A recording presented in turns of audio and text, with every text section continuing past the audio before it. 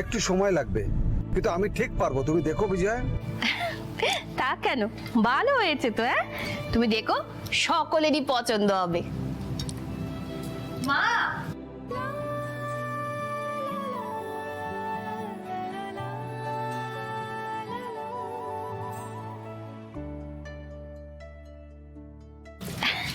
কেমন লাগছে বলো তো আনন্দীকে?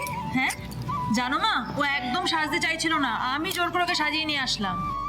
দেখলে, যেই মেয়েকে নিয়ে কালকে এত অশান্তি, এত ঝামেলা, তাই নিয়ে আজকে কোনো কথা উঠলো না, কেউ কিচ্ছু বললো না। ও দিদি, আয় আয় এখানে আয়। আয় দেখি, আয়। দেখ দেখি কেমন সাজানো হয়েছে।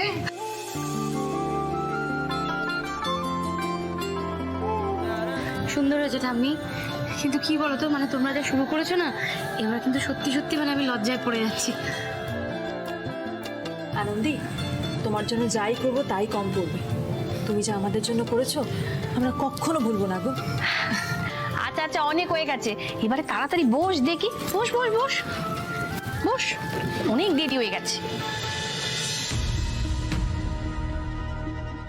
তোমাদের মা তোমাদের জন্য গরম গরম হলুদ দিয়ে দুধ পাঠিয়েছেন। দুজনের ঘুমে দেরিতে ভাঙলো, আর দুজনেরই একসাথে মাথা ব্যথা হলো।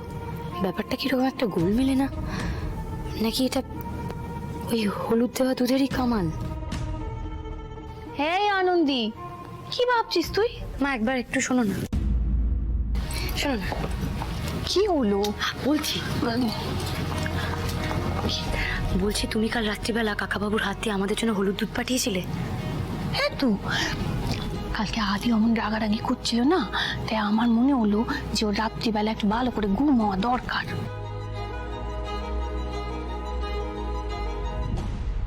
তুমি না বুঝেই আমার সাথে অনেক দিন ধরে লুকোচুরি খেলছো আনন্দী। তুমি কখন কি ভাবতে পারো তা আমার ভালোই ছকা হয়ে গেছে। আমিও যে তোমার সন্দেহের লিস্টে আছি সেটা আমি ভালো করেই জানি। Present please.